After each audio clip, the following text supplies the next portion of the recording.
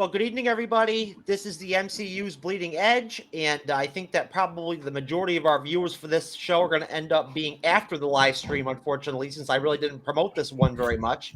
But either way, I've got as always, eclectic and dynamic guest panel here to kick this show off tonight. This is going to be an MCU News Roundup special. We've got some really cool articles to check out together. And we're going to do a watch and react to some Spider-Man 3 trailers as well. So just to give everybody a rundown on who's on the show tonight, we've got Jesse Starcher, the host of the Source Material Comics podcast over on the Radulich In Broadcasting Network, a friend of the MCU's Bleeding Edge. Good to see you, Jesse. Hey, glad to be here, Jeff. I appreciate you inviting me on. Can't wait to talk some. Hey, I'm really happy to finally have you on, man. It's great that you're able to we've been trying to, I don't know, probably about a month now, trying to figure out a time where I could get on here and actually enjoy your show instead of you coming over in my network and doing things over there. So I'm glad to be here, man. Well, I'm delighted to have you, man. And once again, we've got Andrew back from GNN. It's good to see you, Andrew. Good evening, Jeff. Thanks for consistently inviting me again. Of course, man. Of course. The pleasure is always all mine, man. We've got Alexis, also a frequent guest on the Radulich In Broadcasting Network and on the Bleeding Edge, and also the creator and owner of Honeysuckle Rose Creatons and a Comic-Con vendor. Hey, Alexis. Ooh. Glad I was able to get here on time. Like I said, had to dash over here from a company Christmas party, hence why I'm still all glammed up. Well, you look nice. We're happy to see you. It's good to have you back on the Bleeding Edge. It's been a while. Thank you. It has been very busy. Yeah, it's been a minute. Hey, what's going on, William? Shout out to Geek News Now Network. And we also have one last member of the panel, and that is another good friend of the MCU's Bleeding Edge, veteran comic book collector, and also a Jeff. What's up, Jeff? What's up? Glad to be here. Thanks for having me. Oh, yeah, it's good to have you, man. Good to have you. So anyways, let's get this whole thing started. We're going to start right off with the Spider-Man 3rd trailer that's actually official Marvel Studios.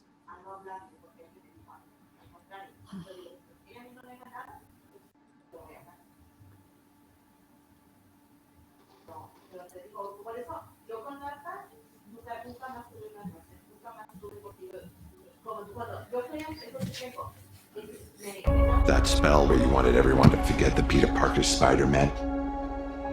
Be careful what you wish for. We started getting some visitors from every universe.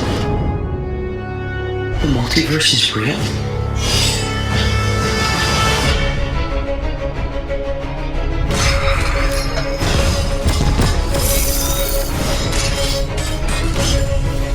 Looks like we got competition. You're not Peter Parker. I am so confused right now. Parker. We need to send them back. You're thinking, hey, I'm about to do something that could break the universe. Run it by us next time. Let's catch some multiverse men. Peter, you're struggling. But there has to be another way. They're a danger to our universe. Have everything you want, while the world tries to make you choose.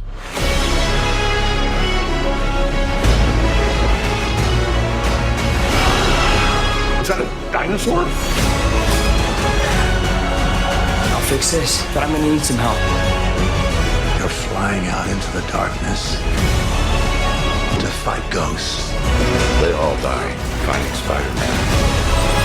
It's their fate. This is why I never had kids. You're not gonna take this away from me.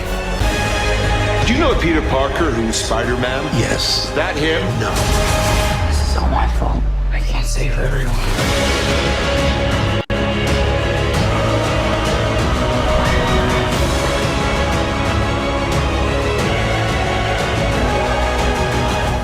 Sorry, kid.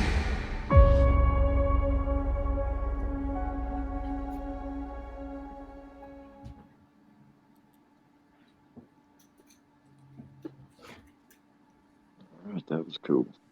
Okay, one more. Now, this next one is not official Marvel Studios trailer. It's a fan trailer. I want to make that clear. This is not like legitimate. Looks like we got competition. I've only had 1 week where my life has felt more. That was when you found out. When you botched that spell where you wanted everyone to forget the Peter Parker Spider-Man. Ever since I got bit by that spider, my entire life got screwed up. We started getting some visitors.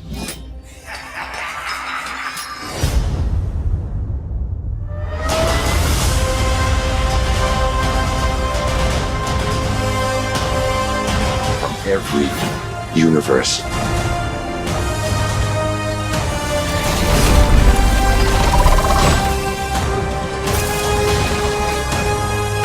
You're not Peter Parker.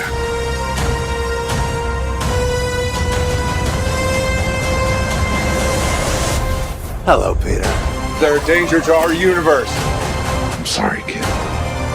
Yeah, me too. Don't. There are others out there. We need to send them back. Scooby-Doo this crap. I can't save everyone. I'm sorry, what was your name again? Dr. Otto Octavius. Wait, no, seriously, what's your actual name?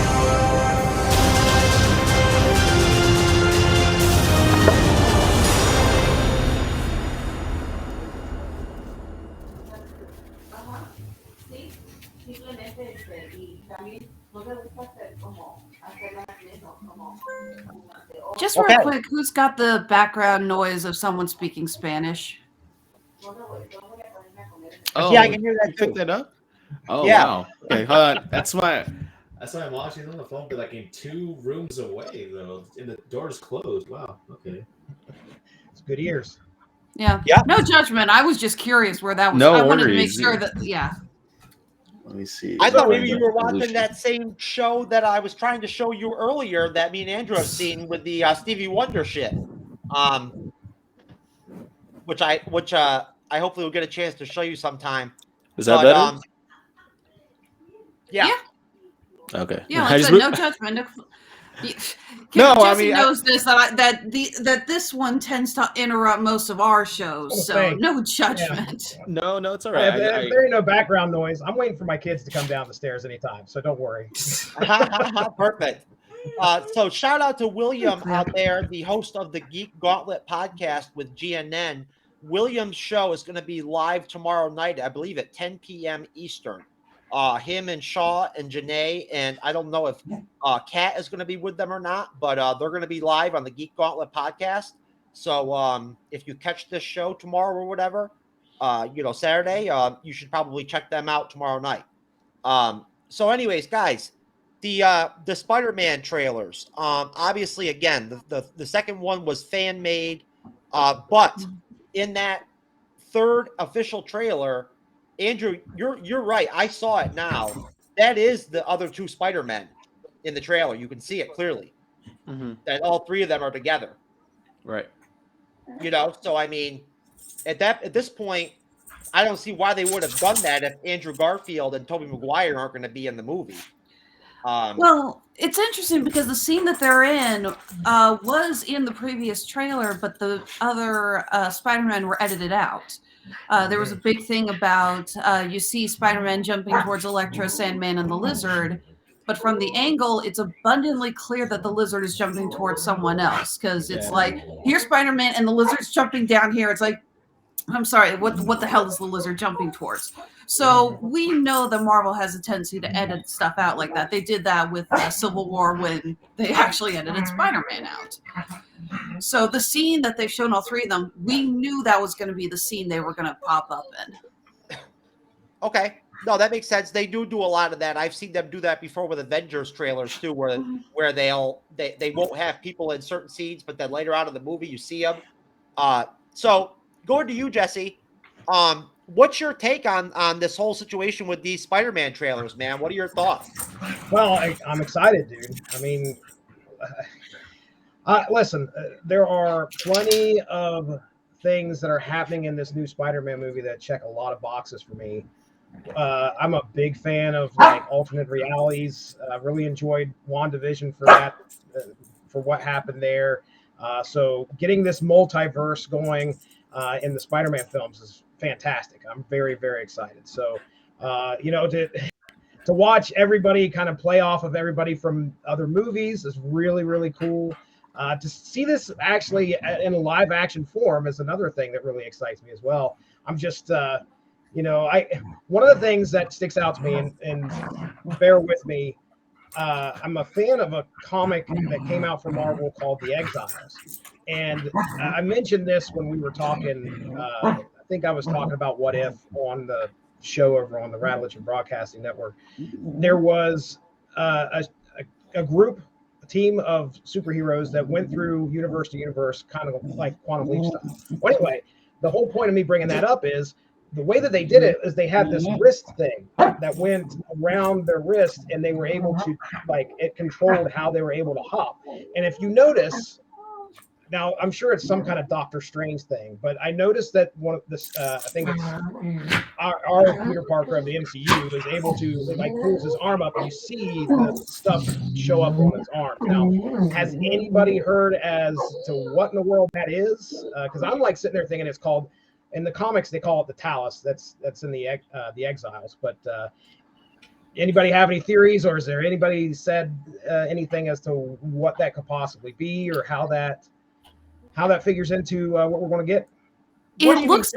I was saying, I thought it looks a lot like the. I thought it looked. Sorry, Jeff. I thought it looked a lot like the time spell that Doctor Strange cast on himself when he went to fight Dormammu in the first Doctor Strange movie. Except it's gold, not green. Right. Okay. Jeff, what were you thinking? That's you, Jeff. Either Jeff. Oh, I think we need to specify. Is it? Yeah, it's like. Sorry. Are you talking about where Spider-Man's standing there like in his stealth suit, and he's holding he's got the all the spell around his wrist? Yeah, that's what I was trying to figure that out too. I mean, if you look back behind there's a figure behind him that almost looks like Electro behind him. Mm-hmm. But I'm not sure because it looks like there's bolts coming out behind him, like off on out of his arms. Yeah. So I don't know, but I was wondering like how Spider-Man, if the way they make it sound is like he caught him going back in time and changing, trying to do the spell himself. I don't know. I'm curious to see how that works. Andrew, you have any thoughts? I mean, I wasn't even thinking of like any time travel stuff. Like I've seen the similar scene with him doing like that thing like so many times by this point. Like the last week or two, seen that exact same scene. And I was thinking it's something to do with. I'm wondering if it's. Oh, sorry. I'm wondering if it's some kind of like restraint or something to do with maybe like capturing like the villains or something. I'm thinking because I'm thinking like how. Because I think remember like, Doctor Strange has that box, right? Like that box, and it has like a similar band thing going on. So I'm wondering if there's like a connection between that box he holds and like the whatever that visual, that holographic display thing on his wrist. I'm wondering. I thought because they have like similar colors, they're both like amber and gold looking. So I thought there might be a connection there. It's probably something really insignificant, but I mean, it's in the trailer, and I'm like, what is he doing there? And I've seen it in the comics, or at least something similar to that in the comics. I'm going to be talking Spider-Verse on my show, and same thing happens in Spider-Verse. They have these things that go around their wrists that allow them to hop reality to reality to get out of there. So I'm really kind of hoping it's probably just a slight nod, which is usually what we get from the Marvel Jesse, I'm movies. sure you caught some of the What If Disney Plus series, right? Oh yeah, absolutely. So you remember when Doctor Strange cast that spell to shield all of the other Guardians of the Multiverse or whatever? Right. I'm thinking it's going to be a similar type deal like that, like essentially, because what it looks like to me from what I've seen in these trailers is like, it looks to me like Doctor Strange is telling Spider-Man and all his buddies and everything that they've got to wrangle up all these villains from the multiverse, right? Like they've got to go bring them in or whatever. To do what? I have no idea. I'm thinking that that box that Spider-Man tries to steal from Doctor Strange, and Doctor Strange gives them the, the astral, the astral projection punch. Yes. That box has the seal of Vishanti on it. And I believe that what that it means is that box is like where he wants those villains to go. Like they're going to go in the box somehow. And what I think is going on is the reason that they're struggling about the box and like fighting over it is because you can see that Spider-Man becomes friends with Doc Ock. In the trailer, you can see that they obviously buddy up. And I think that Spider-Man is kind of like trying to save Doc Ock, or maybe like who knows, all of them. But I mean, going off that, what I was just talking about, Andrew, now that you've had a chance to watch these trailers so many times now, has anything different popped up for you? Have any new thoughts? I mean, I'm just really excited that the movie even exists, and that we've seen so much about it. Honestly, it's freaking going to be amazing. Does anybody have their tickets for opening night, by the way?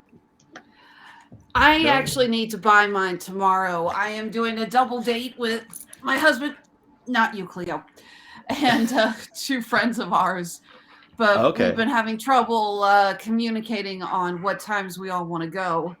I see. I tried to do the thing like everybody else, like get it like as soon as they went on it. Like my phone app for the Cinemark, like kept crashing. So I had to wait till the next morning. Yes, most of the ticket sites all crashed on Spider Monday. Ours crashed. We couldn't even get them. I had to wait till like the next morning, like early, like around 6, like when I get up for work, I got 5, and then I was able to get 1 seat by itself. So it's not a big deal. But I was like, okay, well at least the movie won't be spoiled for me, because it's like the earliest showing like at 3 something in the afternoon. So, but back to Jeff's original question. One of the things I'm still wondering, like we've seen it a couple times at this point, is like what is going on with Doc Ock's arms? With like, is that coming from like Spider-Man suit, like the red layer or whatever that is of metal? It's on, like, is that part of? I'm wondering, if he does team up with him, so to speak, is he gonna like let him use the nano machine things or whatever? Like, is that part of that? I don't know. Yeah, I thought it's for the love of God, Doc. I thought it looked more like his suit had sampled the nanotech and was adding it to its own. That's what it looks like too. But I'm just curious about that. Other than that, I haven't really processed much more about it. I mean, I've seen the same trailers like over and over at this point, so I don't have much more to add to it, Jeff. Sorry. That's okay. When is the official release date for Spider-Man 3? The 17th. 2 weeks from today. Technically Thursday, but you know. All right, I might as well get that. No, go ahead. I was actually going to go to you, Jeff. Jeff, I don't know how many times you've seen the Spider-Man trailers. Was that the first time you saw those Spider-Man trailers? No. I've seen them several times like everybody else. But I've probably seen a lot of fan-made trailers too, you know. But I'm just curious to see, like, there's a spot, it flashes real quick and you have to pause it and really look at it, and I tried to detail on it and I can't get to detail out right. It's probably a trick or something to it, but I can't tell if there's going to be all 3 Spider-Man, or if that's like, I don't know. It's just really strange. And then I'm wondering if we're going to have all of the villains in, you know what I'm saying? Or if it's just going to be like flashes of them and in there, you know what I'm talking about? You're just going to be here for a little bit and gone. If we don't get a scene with all the villains and all the Spider-Men, I do know that the fans are going to riot. Right, because of the Sinister Six, you know, they were pushing the Sinister Six for so long. I mean, I see the spot with Sandman in the background. I'm wondering if we're going to see, you know, a lot of Sandman, or if that's just going to be, you know, a spot and then he's gone. You know what I'm saying? Mm-hmm. I'm just wondering if they're going to have him actually, pull some screen time. Yeah, that's what I was going to say. It's going to be which tough villain to are let you guys? everybody shine. Oh, sorry, Jess. No, you're right. I was just going to say it's going to be tough to let everybody shine because you got so many. So many players in that thing, and to give everybody enough screen, I guarantee you, we're probably going to walk away going, "Man, I wish I saw some more of this character or this character." And I have a feeling, obviously, we're getting a nice shot in the trailer of some of the main villains, but they're pulling everybody from every universe. There are going to be, you don't know what you're going to get. Other spiders may even show up. I'd love to say, I doubt it happened, but maybe Spider-Gwen shows up. Who knows? You got your ticket? Just somebody. Nice. There we go. Awesome. I was wondering what you were doing on your phone. I'm like, he's probably ordering the ticket right now. Oh, come on, Andrew. I'm not. Don't lie. You probably figured I was talking to some chick. No, because we started talking about the game tickets, and that's when you went to your phone. So I just put 2 and 2 together. I do it all the time, man. I'll be on. Alexis knows. I'll be on the show, and somebody will mention that the tickets are out for a movie or whatever, and I'll just grab my cell phone and order them right there, like on the spot. He has. So, by the way, I'm sorry that Cleo is apparently co-opted my camera. Oh, that's okay. Smile, Cleo. Hey, you're famous. You're famous. She's a little pain in the butt. When Cleo's not barking, Cleo is my buddy. But I can't get her to move. So, as far as what you were mentioning, Andrew and Jesse, I don't know what if you have any thoughts on it, but with Doc Ock's arms and everything, it has that red trim to it. I don't remember. I don't remember his arms looking like that. No. Back in the old Spider-Man movies. So I'm wondering what the hell's going on with that. Yeah, I wouldn't have any clue. I mean, it could be one of a billion things. It could be just like Alexis had mentioned, like the co-opting of the nanites or whatever it is. Who knows? I mean, or it could just be like, hey, we wanted to make them look a little bit better for the new film. But we're getting a completely different looking Electro. So yeah. Right. Yes, right. I'm so glad he went with because the blue. And that looks so much better too. Yes. Yeah, they found a way to do the Electro's mask with that star effect, and it looks good. It does. Because I think the that's blue what I mean. one, I hope they give him some screen time. Mm-hmm. I think the blue one he had before, that was supposed to be like from the Ultimate comics, right? I think. So like the one I'm more familiar with is like the greenish yellow one that we just saw. So I'm glad that that he's back like that. What do y'all think about I'm sorry, Alexis. What do y'all think about the black suit on Spider-Man? It's not Venom. No, I know that. I'm just saying, what do you think of the suit? It looks pretty cool. It looks good. It does look good. Some people have pointed out that it looks like it has like frayed wires like sticking out like in certain places. So that there's like an idea that supposedly it's designed, or maybe it's like a reverse version of the metal suit he has. If it's supposed to be kind of like a way to deal with or combat with Electro by putting like the metal parts on the inside and like the flipping it inside out or something. Some people have said that, but I mean it looks kind of like it could be an inverted like Iron Spider suit, like just everything's on the inside kind of thing. Because it has like wires and stuff hanging out, so food for thought. Yeah, or it could be. Sometimes it may be good, sometimes it may be shit. Yeah. Okay. That was random. There you go. So, as far as the Spider-Man 3 trailers go, everybody obviously, I'm sure we all will agree that we saw Tobey Maguire and Andrew Garfield, or at least somebody in Spider-Man suits right there with Tom Holland Spider-Man. Do you guys honestly think that we're going to get a Venom cameo at the end of the film, Alexa? No, I don't think so. And honestly, I hate to say it, I think it would be a waste. Yeah, I don't think they're going to do that. Go ahead, John.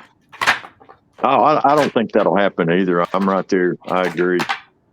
I don't see Venom making a surprise entrance there. It would be completely out of. Yeah, I'm right there with you. Yeah, I mean, it would feel weird. Plus, they would, again, talking about screen time. If you just give them that those few minutes, people are going to be like clamoring for more, but who knows? Yeah, I feel like if Venom showed up, it'd be like, "Hey, Venom's here," and he walks off stage. Right. Yeah, jazz hands. Dun, dun, dun, dun, dun. Mid-credits scene or 15 something. second spot, and that's it. So, which villain are you guys most excited to see in this? The Lizard looks freaking awesome. Electro. Lizard looked awesome. I mean, Doc Ock. I think watching Molina play that again will be fantastic. I can't wait to see it. Loved him in, it was the second Spider-Man, right? Mm-hmm. Yeah, Spider-Man 2. It's been a while. You guys know I've never seen the second Amazing Spider-Man, so I'm missing out on What? the Electro. Yeah, I'm missing out on that. Missing out on Electro, the Rhino, and the emo goblin, as I call him. I think I walked in the room when my daughter was watching it. I caught like 10 minutes of it, so I knew the Rhino was in there. And then I walked back out. I took my daughter to see the first Amazing Spider-Man. That was like one of the first few movies I took her to. And then I never caught the second one. Just never did. God bless you. Thank you. I'm most excited. Thank you, Cleo, for Green Goblin to come back. I do love it when Willem Dafoe chews the hell out of the scenery. Yeah, he can do that. Yeah, he's a great actor. It was funny the other night. Andrew and I were doing a show with Sally, the MCU girl, who is all of like 21 years old, and she didn't know who Christopher Walken was. Oh my God. It was really funny. It was funny as hell. These young people, man, I'm telling you. Hey, have you guys do you not know who Christopher Walken is? He's still making movies. Have you guys seen this shit yet?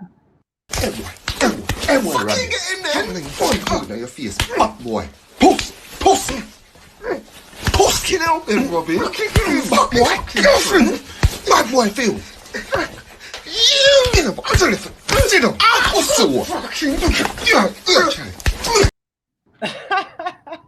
What was that? Yeah, I sit here in the dark. I have no idea what you played. I have no idea. All I heard was he just showed a clip of Batman. He just showed a clip of guys in Batman, you didn't miss Robin, much. and Spider-Man onesies fighting each other. Nice. Andrew, tell me that was not dope as hell. That was confusing because in my mind I'm like, wait, why is it? Are they from two different like franchises and universes fighting each other? I had like no context. They were beating the hell out of each other too. I was trying to figure out why it was like, okay, so they're fighting Batman. No, they're fighting Robin. No, they're fighting Spider-Man. I didn't get the point of the fight. Listen, I didn't realize they were fighting. I thought something else was going on, just from what I could hear.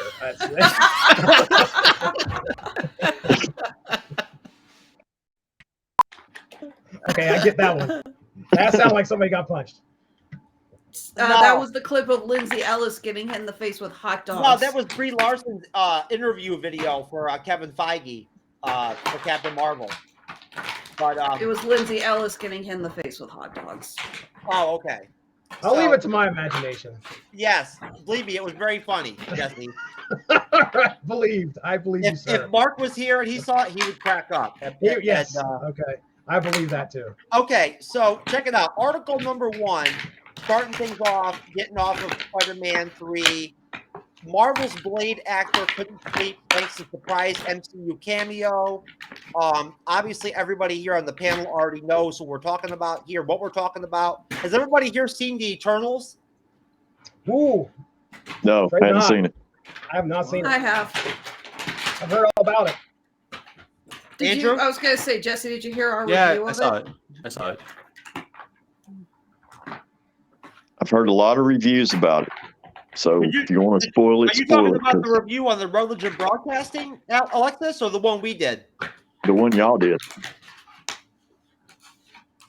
Well, I was asking if Jesse saw either of them. So. Oh, okay. You guys I was going to say, I've heard a couple of podcasts about it. But go ahead.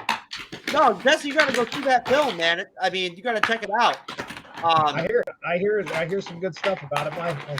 I'm one of these guys that doesn't get to the theater very often, And then my daughter goes and gives me a full report when she comes back. You want to know what the full report was?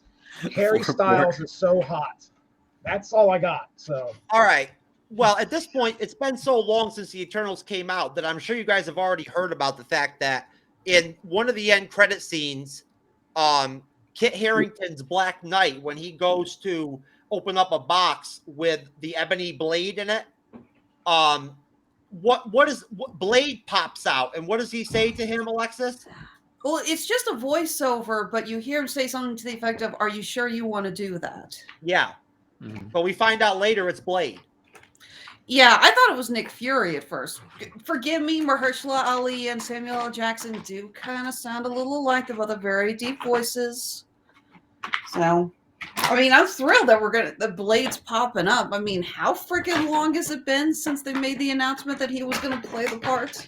Yeah, it's been a while. Well, Jeff, 2 years, Justin, were you guys aware of that post-credit scene already? Yeah. Okay, so you were. Yeah, I'm fired up about that credit scene. Well, I mean, listen, there really wasn't that much to see or hear, really. It was a really short thing, so you haven't missed out on anything by not seeing it. At that point, going to you, Jeff, what do you think about the fact that they decided to go ahead and wrap and tie up Kit Harington's Black Knight to Blade right off the bat?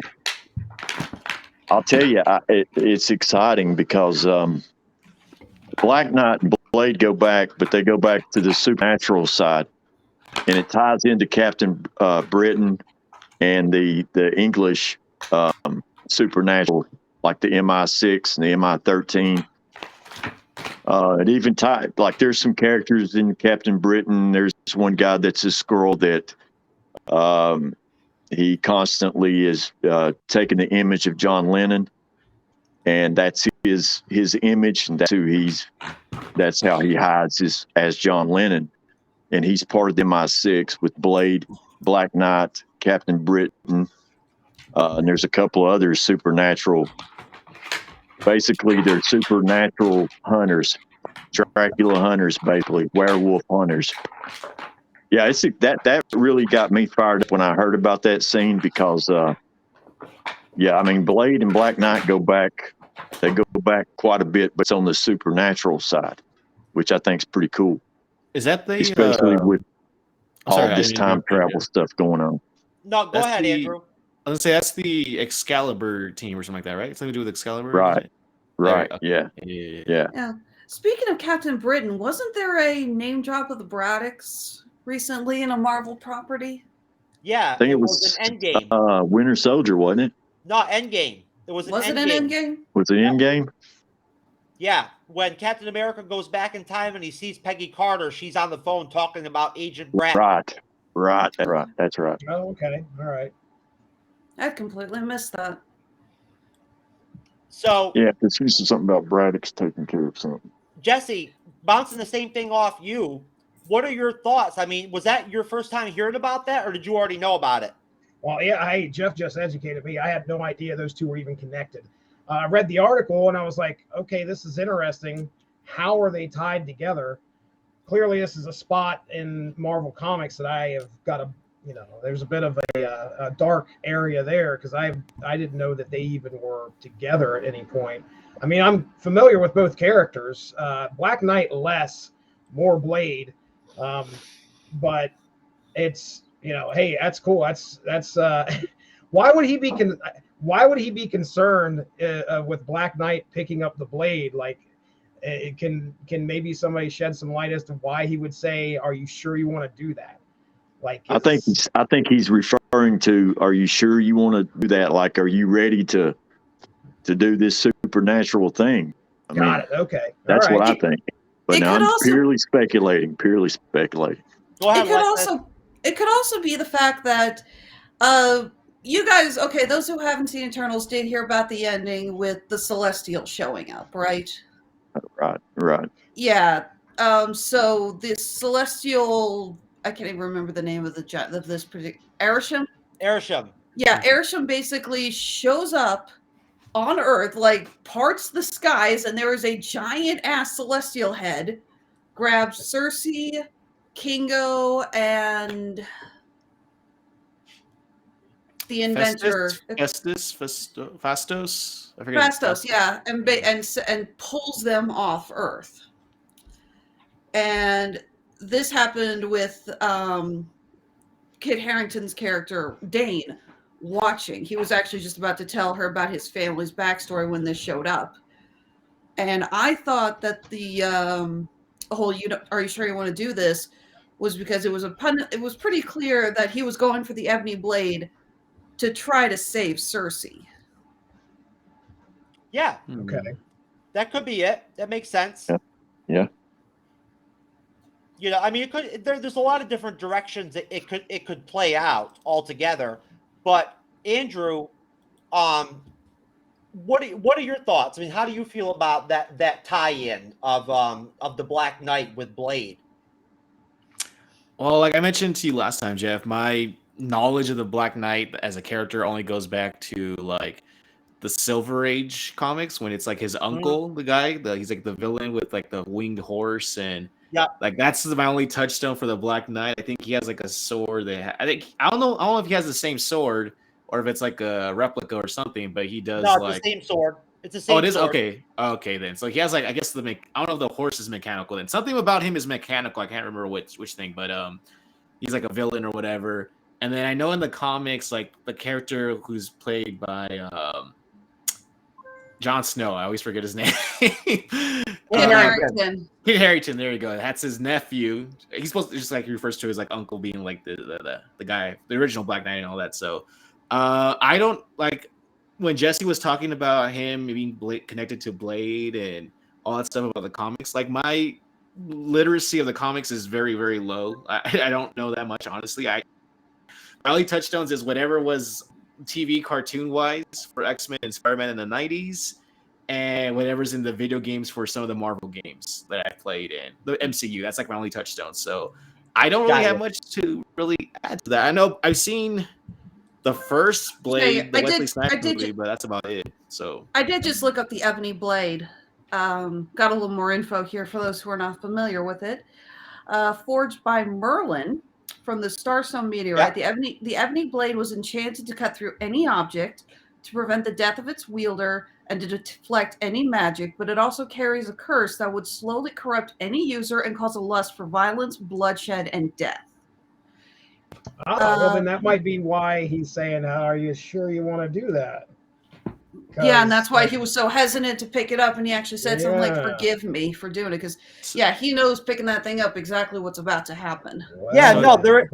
Like Jeff pointed out, there is a major supernatural element to the Ebony Blade where there is like a potential for corruption and for malice and for evil to be begotten from the usage of the blade.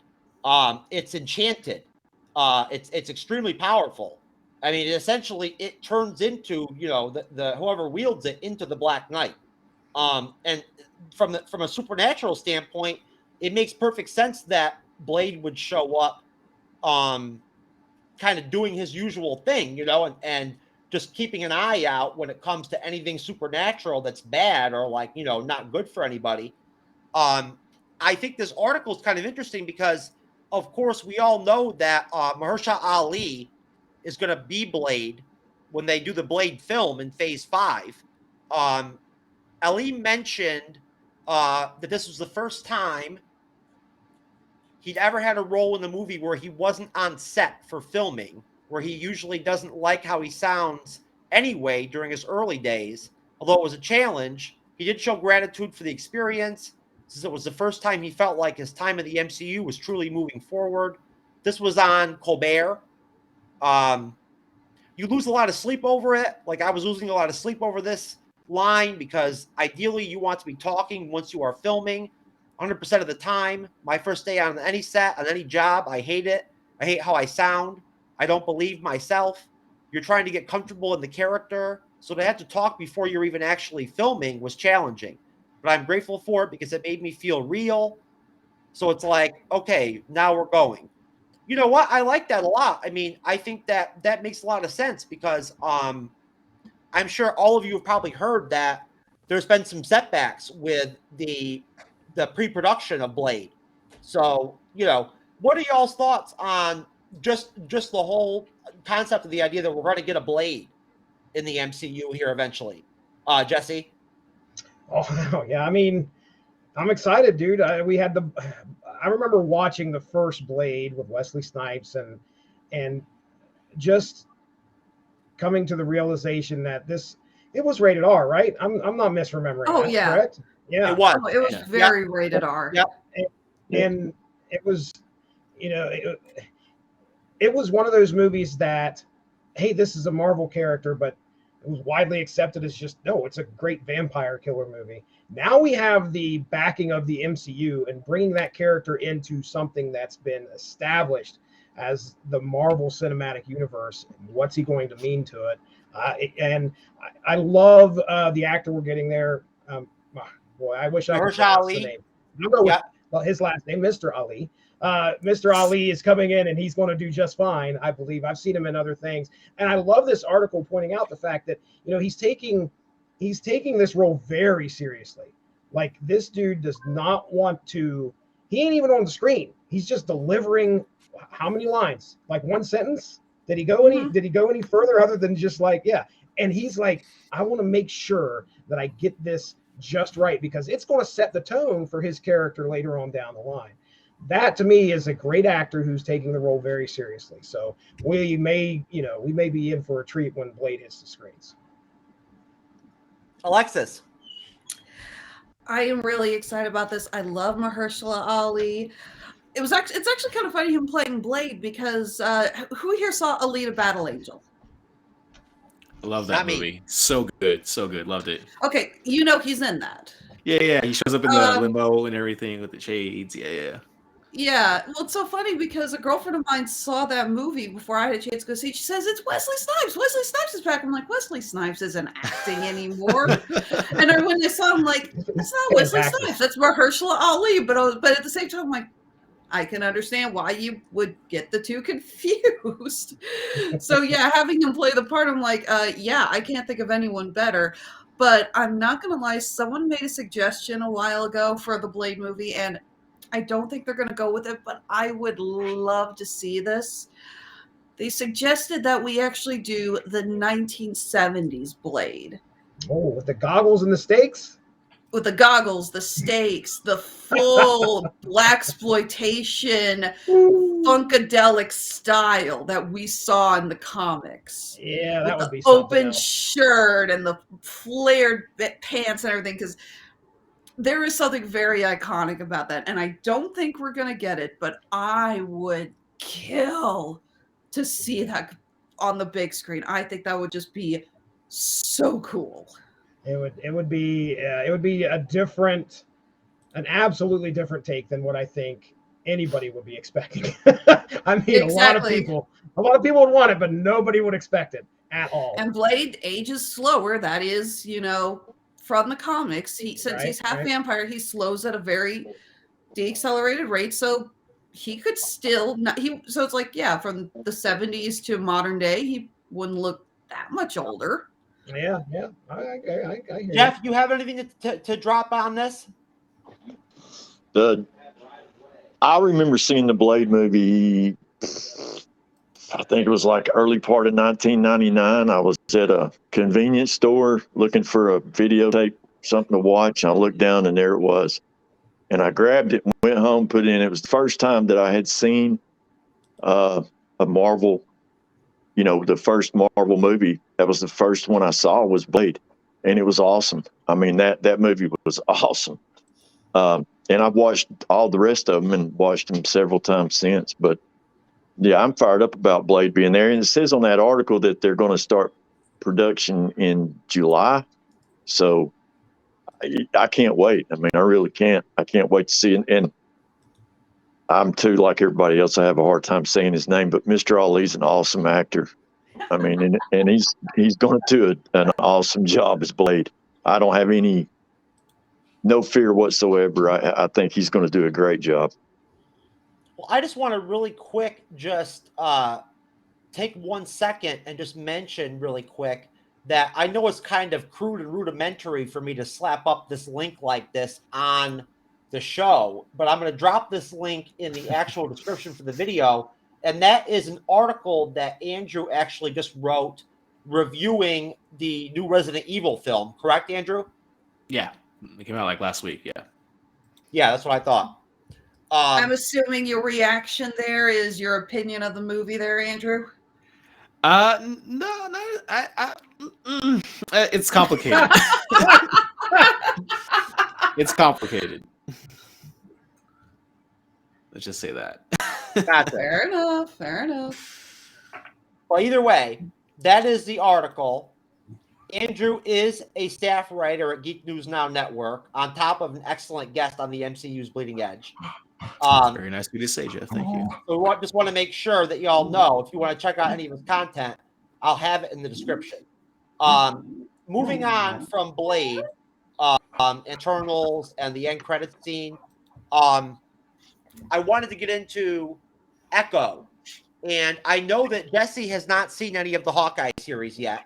But Jesse, you know who Echo is, right? Well, actually, this is the first time I'd ever heard of him. Reading this article, I should say of her, because I saw where this was in the 90s, the very late 90s. I was not picking up said Marvel comic that Echo appeared in. So I don't want to spoil anything, but yeah, this is the first time I'd ever heard of Echo. What an interesting backstory, and this makes Hawkeye that much more interesting to me. Go ahead, sir. No spoilers for me. I haven't watched the 3rd episode yet. Oh, she's going to take your headphones off and run. I don't have to. The dog's probably going to chew through the headphone cord in 5 minutes. Well, so basically what we're working with here is from Inverse.com. We've got Hawkeye episode 3 confirms a huge rumor about a Netflix Marvel crossover. Now, this is something that I know Jesse does know about, at least on one side of it. And that's the fact that those of us who did see Hawkeye episode 3 know that at one point when you see Maya Lopez's introduction story in the beginning of the episode, her father comes to pick her up from karate practice or whatever and has her uncle with him. And all you see is an arm and a shoulder. But it looks pretty clear to me like it's Kingpin. Yeah. It's a big guy.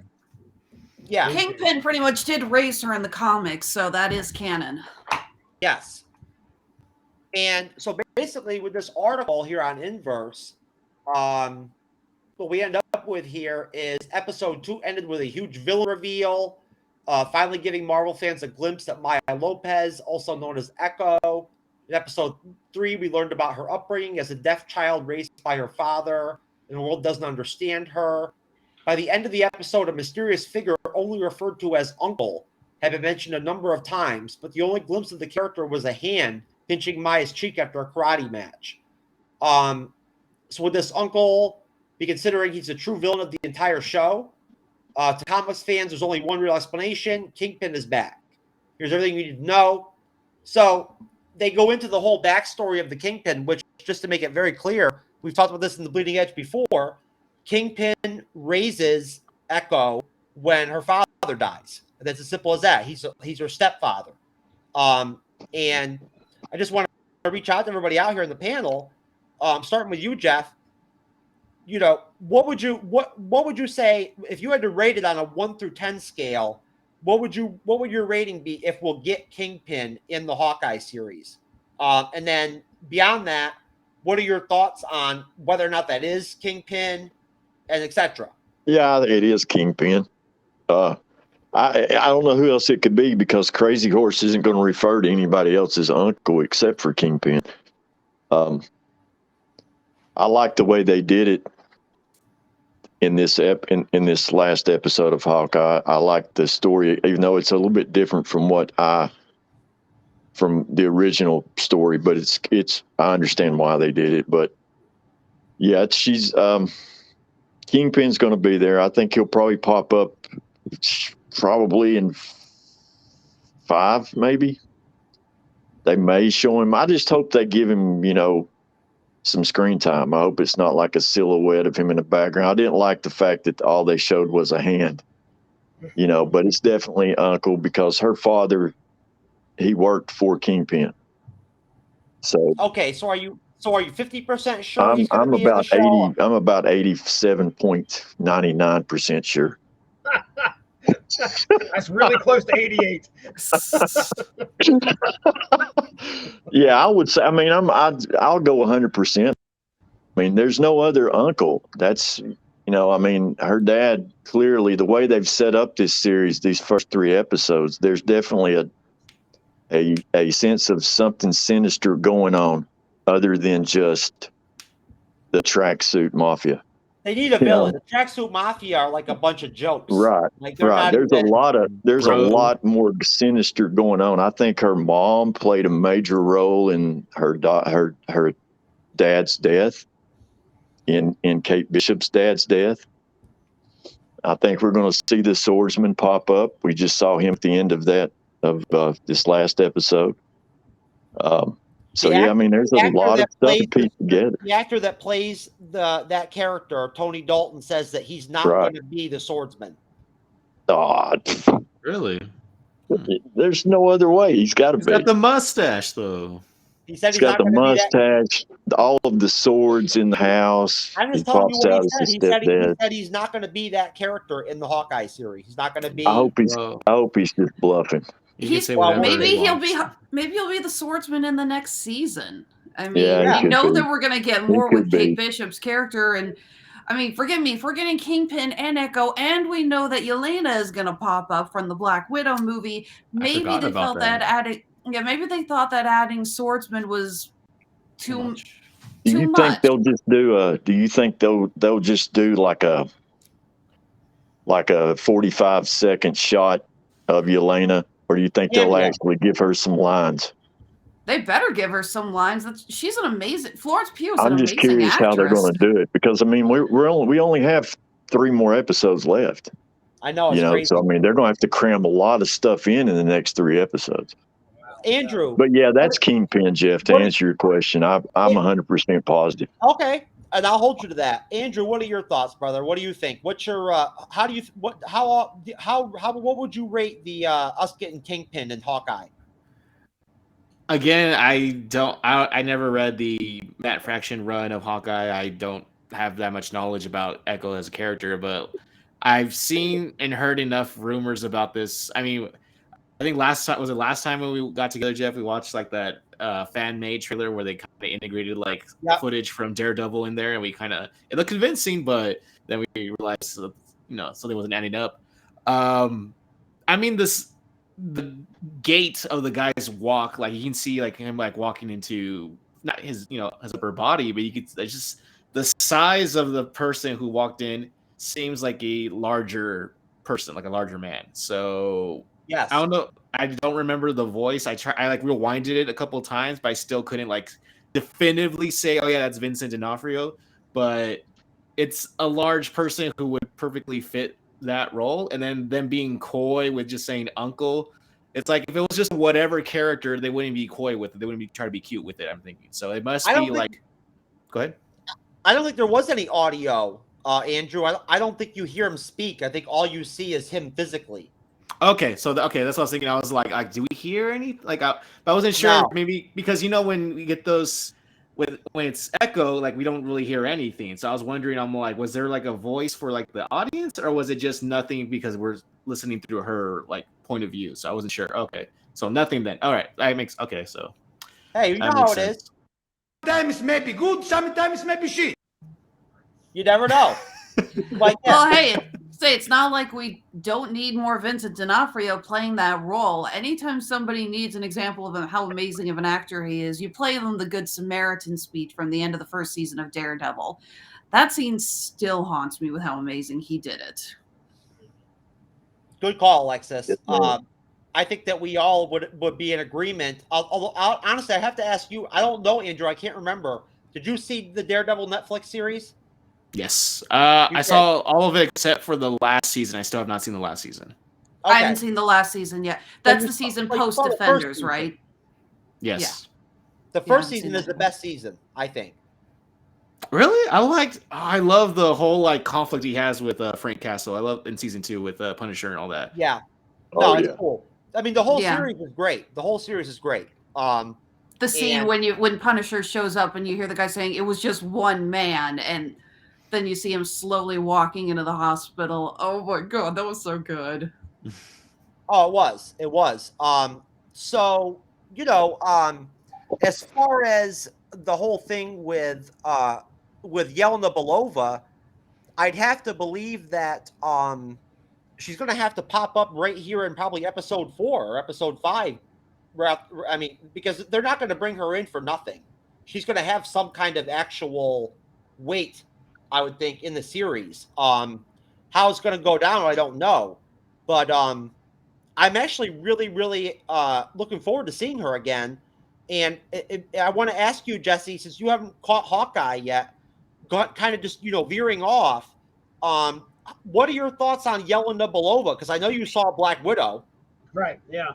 Well, it's a good point that if there's only 3 episodes left, if they don't do anything in this season, I mean, you've got to have that be a whole arc or the whole season 2, because that really set up that last end credit scene in Black Widow set up this conflict that we're all waiting for.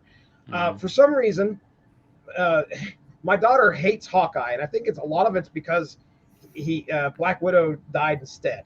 All right, I don't know. I don't know why, but let me just say, Jesse, I love your daughter to death. She's one of my best customers, but smack.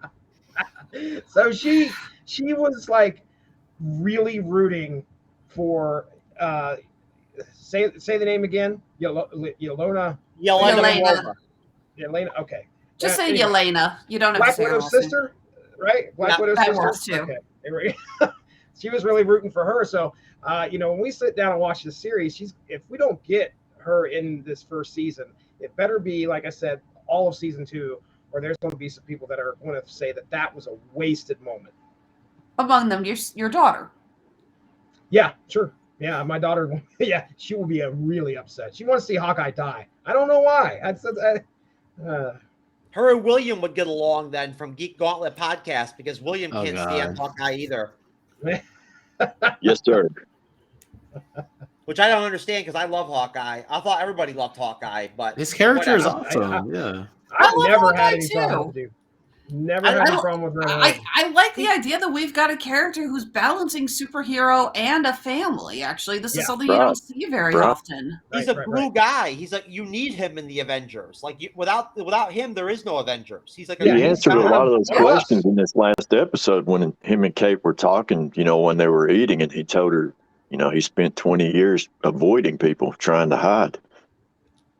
As a ghost. The draw. Oh, well, it's not talking spoilers, but yeah, that was a good scene. Yeah, I hate to say it. I deal with so many customers at the cons who hate that. They're with your daughter, Jesse. They hate that Hawkeye's the one who lived and that Black Widow died. But forgive me, so many of them, it's just they feel that it was an insult to women, that they killed off the female character, to which I'm saying, I don't even look at it like that. I'm sorry. I know that Black Widow's an awesome character and all, but I really felt like it was a natural conclusion to her story.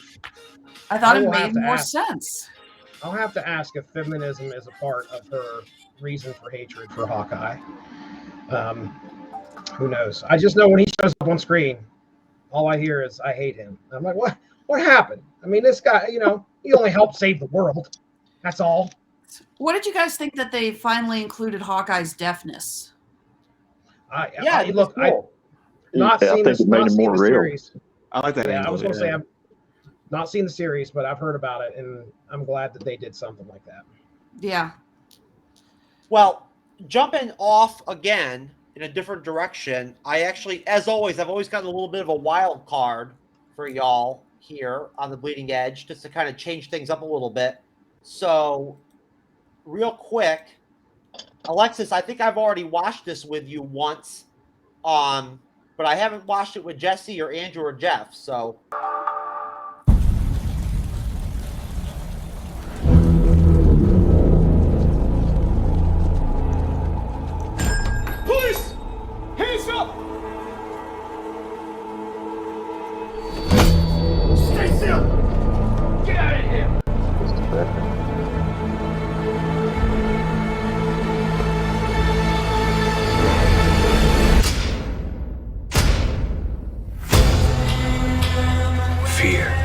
a tool. But when that light hits the sky, it's not just a call. It's a warning.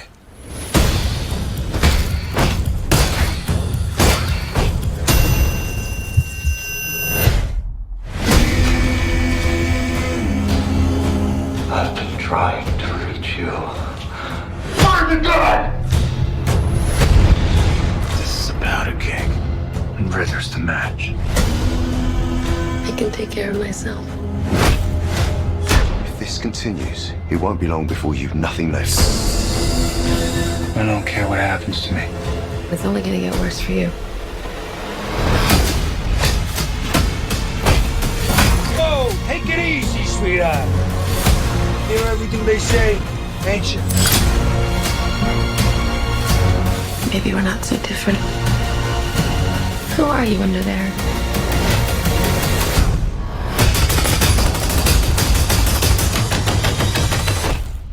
I'm vengeance.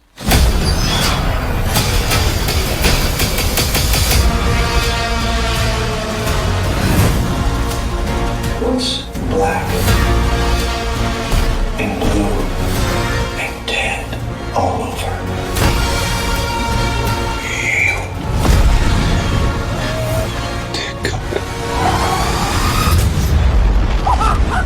I got you! I got you!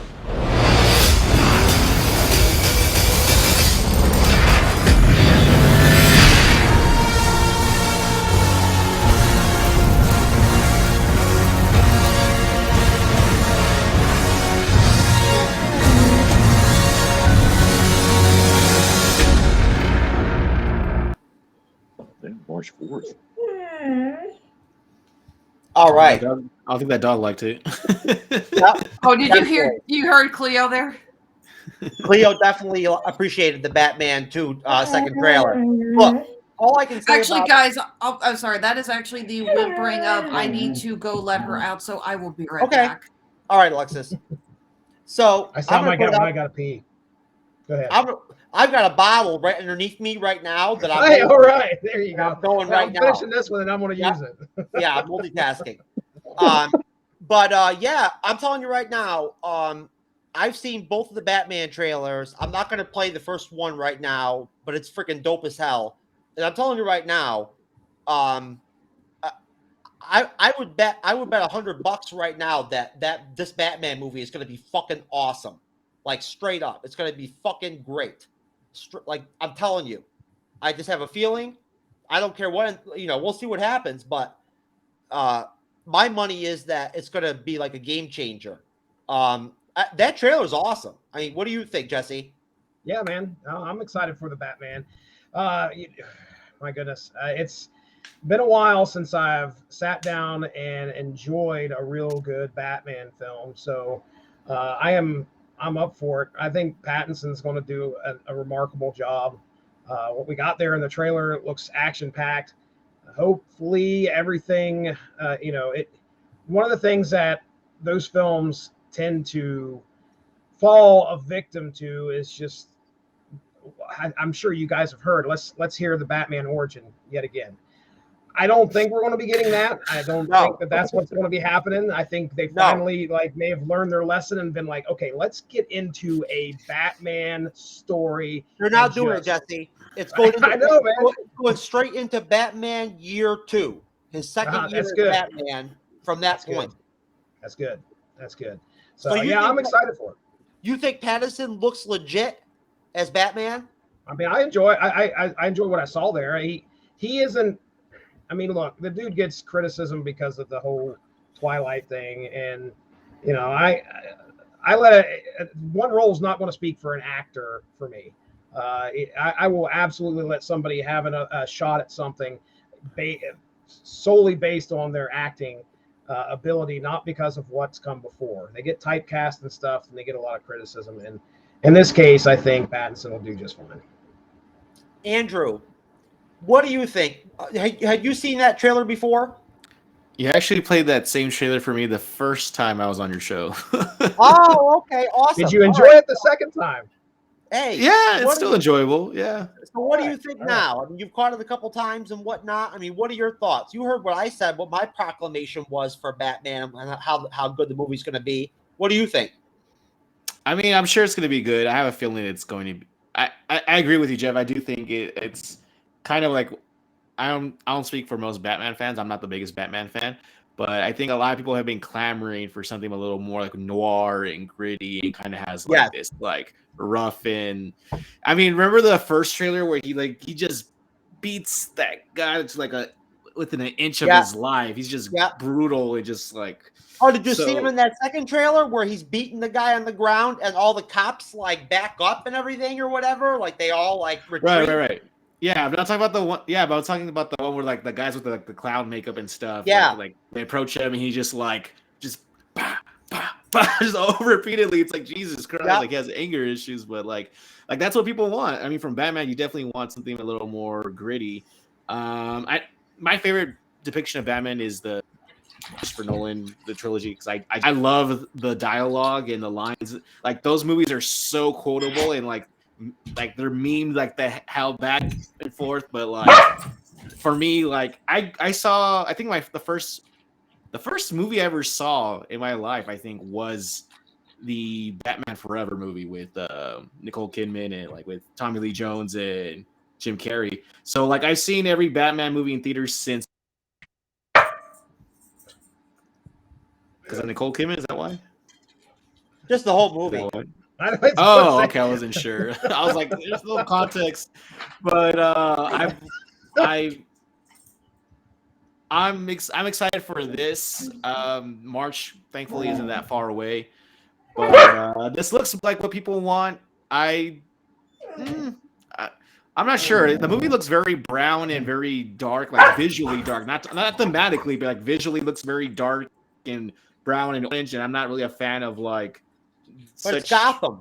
It's Gotham. What do you expect? Right, but there was also Gotham, like in the Christopher Nolan trilogy, where it's like a little more color varied and stuff. A little bit, not much, right? It's very covered in steam and smoke everywhere. But I don't know. Well, tonally, it looks good. I hope the cinematography is just as good. So we'll see. Two things got to be in a Batman trailer. Okay, low lighting, and it's probably going to be raining. And so those two were in the trailer. It's definitely a Batman. Alexis, what about that end of that trailer where you see the car chase and then you see Batman horizontally walking towards the car and everything? Tell me that doesn't look awesome. It does, and I've mentioned this before because, like you said before, you've played this on more than a few shows that I've guested on. I love this. I think he's excited about the movie. Yeah, that I still can't believe that's Colin Farrell underneath the penguin makeup. He is completely unrecognizable. Most definitely, he is. And I want to say that Zoe Kravitz looks pretty decent as Catwoman. From what we saw of her, she looked pretty good. Which is great because I mean, these.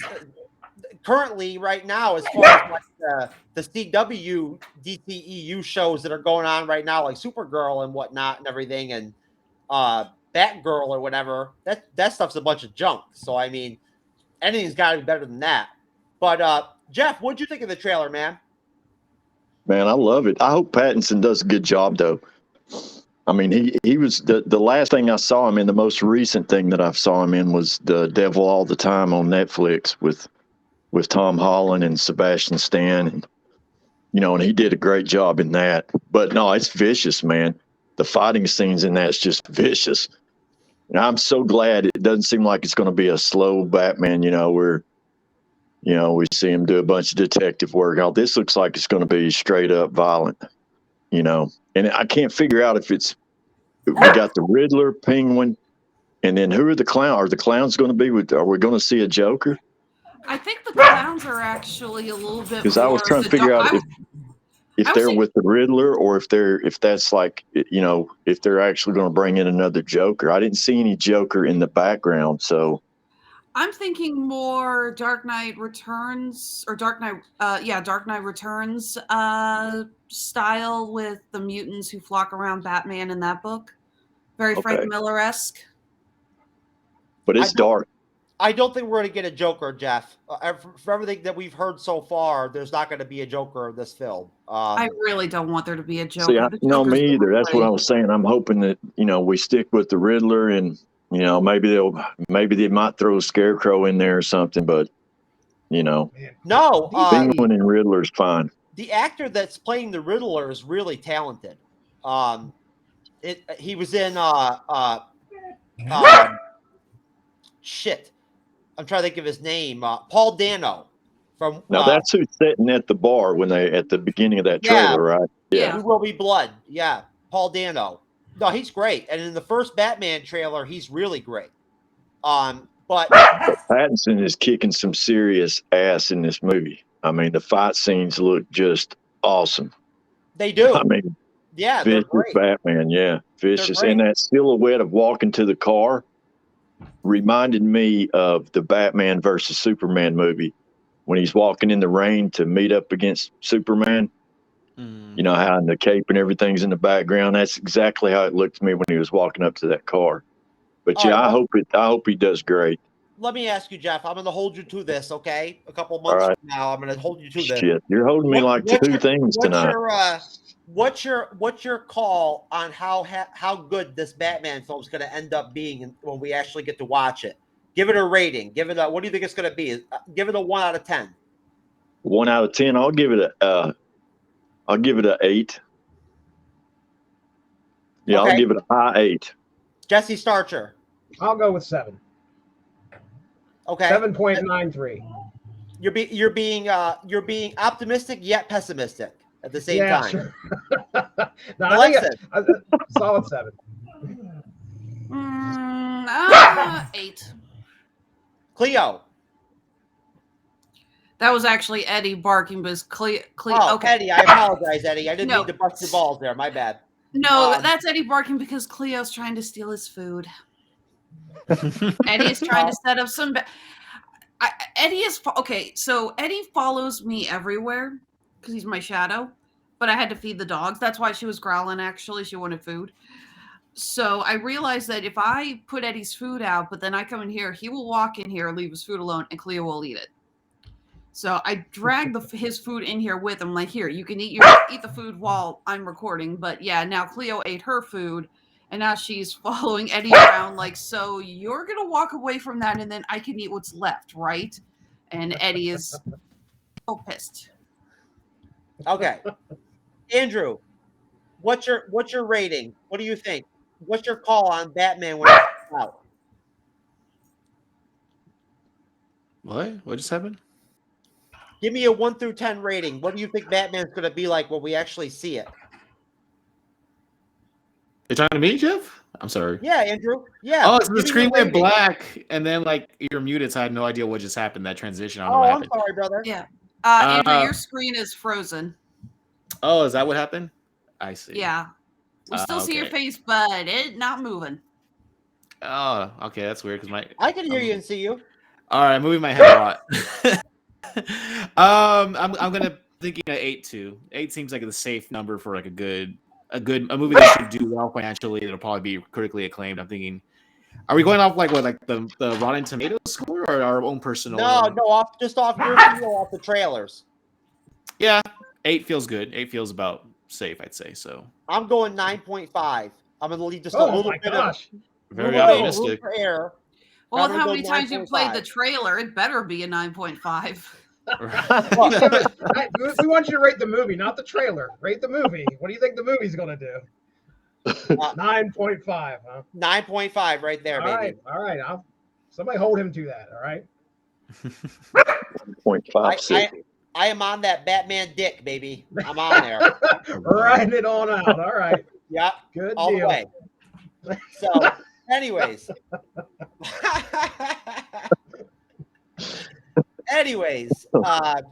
So Tom Holland's Spider-Man will be getting another trilogy in the MCU, producer says. This is from Deseret News. Will Tom Holland return to the MCU? This is, of course, this is from November 29th from Herb Schreibner. And this is based off of Amy Pascal confirming to Fandango that Tom Holland's Spider-Man will return to the Marvel Cinematic Universe for a new trilogy of films after No Way Home. Now, she says this is not the last movie that we are going to make with Marvel. This is not the last Spider-Man movie. We're getting ready to make the next Spider-Man movie with Tom Holland and Marvel. We're thinking of this as 3 films, and now we're going to go on to the next 3. This is not the last of our MCU movies. So, all right, panel.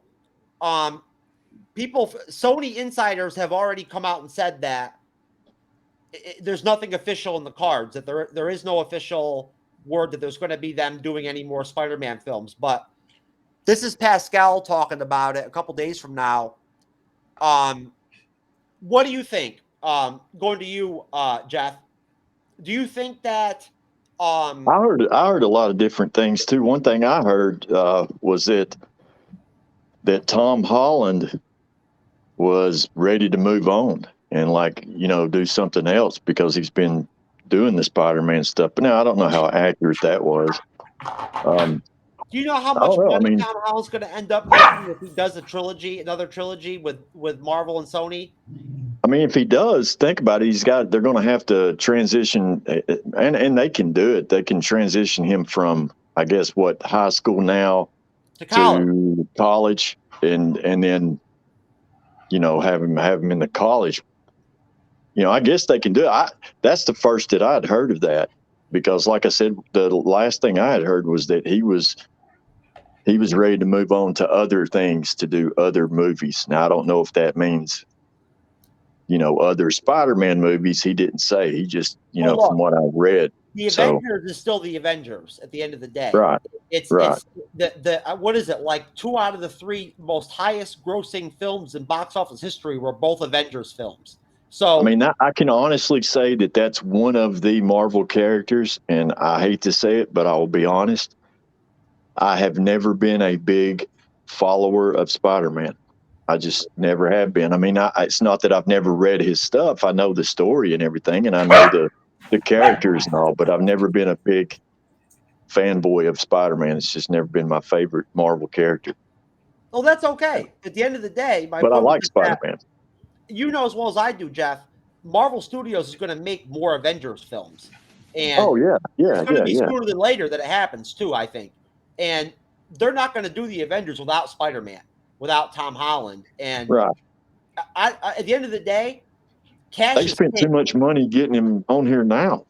I don't get the vibe from Tom Holland. Jesse, what do you think? I don't get the vibe from Tom Holland that he's one of those artsy, like Edward Norton types that's going to pass up on like $60 million a movie or whatever. No, I don't either. Listen, did Tom Holland say that? Because if it came out of his mouth, most likely you probably shouldn't put any stock in it, because I think when he got called out for accidentally revealing a few things a while back, he's finally just decided, I'm just going to say anything I want, and people will either believe it or not. And I don't buy it. That's what I thought too. Yeah, I think that he would most likely. Dude, if you want to make money, I would think that you do, sir. Why don't you go ahead and stick with making the Spider-Man films? And so I was trying to think of which actor in the MCU has done the most, been in the most films. I would assume is it Robert Downey Jr. or Black Widow. All right. Well, yeah. Okay. Yeah. There you go. So, another 3 Spider-Man movies under your belt, and possibly getting in any additional Avengers movies that are coming out or whatever. I don't see why you'd want to pass that up. And just think about what would actually happen if he did move on. Now, Marvel could do some things to kind of set things up. What you'd be doing is you'd probably put in your, if you can, get a live action Miles Morales in there and go with the Ultimate Spider-Man, or Miles Morales. And this Spider-Verse thing, wouldn't that be something if that was a post-credit scene and we get a Miles Morales in there, or I should say Spider-Man No Way Home. Just setting up some things. But Tom Holland walking away from cash, he would be a better man than I if that was the case. There's a mountain of cash. Okay, well, I'm just going to go over here and do my little art film. Look at his popularity too. I mean, as the character, it's just through the roof. the poor teenage girls would be crying if he walked away from Spider-Man. That's just the way it would happen. There'd be floods of he's tears. making bank. Yeah, exactly. So, Alexis, what do you think? I think it's pretty certain that we're going to get a trilogy at least out of Spider-Man with Sony and Marvel still yet, right? Clarify for me, the article, did it say specifically Sony is doing another Tom Holland Spider-Man trilogy, or did it just say they're doing another Spider-Man trilogy? She doesn't. Amy Pascal doesn't mention Tom Holland. She just says this is not the last movie that we are going to make with Marvel. This is not the last Spider-Man movie. We are getting ready to make the next Spider-Man movie with Tom Holland. Oh, here we go. With Tom Holland and Marvel. Okay. Yeah, we're thinking of this as 3 films. And now we're going to go on to the next 3. This is not the last of our MCU movies. I'm with Jesse on this one then. Let's go ahead and bring in Miles Morales. I honestly, not that I don't love Tom Holland as Spider-Man, I do, but I think they would be smart to start setting up the next Spider-Man, if that is Miles Morales' same universe, or if we are getting a multiverse, different Spider-Man thing. I don't know, but I think that is the smarter move. Not to mention, we have seen the Miles Morales as a fan favorite. We know that the audiences love him, and I have no doubt in my mind that if Peter Parker were to step back from being Spider-Man in the MCU and Miles Morales were to step in, I do think that the audiences would love it. Yeah, I mean, who else would do it? I mean, who else can you say, okay, well, Peter Parker's going to take a break. Who steps up and are we going to? I'm certain that the Marvel Cinematic Universe wants to avoid the clone saga with all it can. So it's not going to bring in Kane. It's not going to bring in the clone Peter Parker, whatever. It's got to be Miles if anybody's picking up the torch. Well, did you hear the news, Jesse, about the new director that's going to be directing Captain Marvel 2?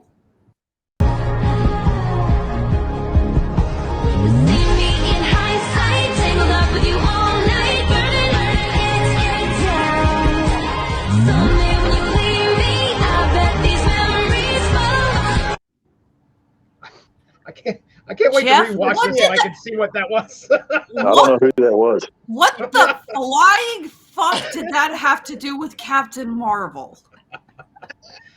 Is there a Brie Larson joke in there somewhere? Oh my God! I don't even want to know, Jesse. All right. I'm glad I couldn't see it then. Too much history. It was a bald chick in a warped video making her look like a hippo with a Waluigi style. Waluigi, yeah.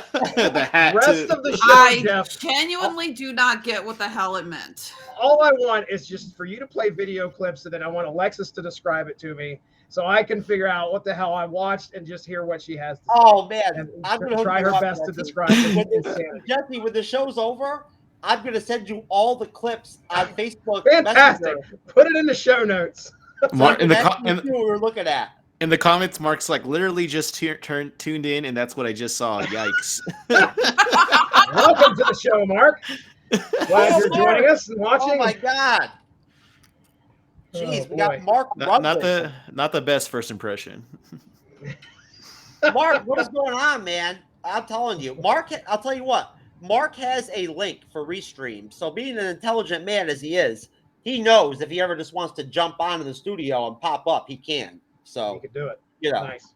He's got that kind of play over here on the bleeding edge. So anyways, yeah, I got to be honest with you. I mean, Jeff, I don't know about what Tom Holland has said or hasn't said. I'll be honest about it as far as his future or whatever. But at the end of the day, he's so damn popular as Spider-Man. Spider-Man is so popular that I just can't see how he'll walk away from playing that character. He's gonna cash in. He's gonna bank. By the time they get to the next set of Avengers films, he's gonna be making like $60 million a movie or something like that. Like seriously, like Robert Downey Jr. money. We got Mark. Hi, Jesse. Thanks, Jeff. Driving home from seeing Wolf. Is Wolf a movie? It's a very interesting. It's a very interesting independent film featuring, if I got it right, teenagers who have mental disorders where they think they're animals. Oh, I have seen the trailer for that one. Yeah, I just remember they were talking about it on the network chat, and one guy basically was like, "Wait, you saw the Jack Nicholson movie?" And everyone's like, and now we're all going, "Wow, now we feel old. Thanks for that." So you're talking about like the deer people, like those people who think they're deer? Something like that. I don't know. It's not just limited to deer. Yeah, I just saw one teaser for it, and I was like, okay. Mark and I keep making jokes about how we need to review more awards bait style movies. So awards bait. Well, I was on TikTok the other day in the comment section of one of my videos, and I told this one person, I was like, I'm a tree person. So respect my pronouns, bitch. I'm made out of bark. Jeff. I'm a tree. A tree person. There are people out there who consider themselves tree people, and they want respect. That's why I don't leave my basement.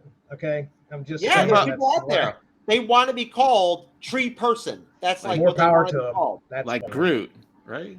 Yeah, just like Groot. Like Groot, but non-binary. I didn't have enough alcohol at the company Christmas party to do all this. Go get another beer, Alexis.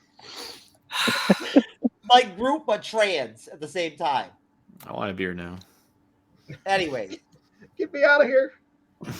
So, as far as the whole Sony Doctor Strange, now, one thing I will say is that we've never actually gotten any details from Sony or Marvel in terms of what kind of new sharing agreement they've made to use Tom Holland in the MCU. They've never released the details on any of that.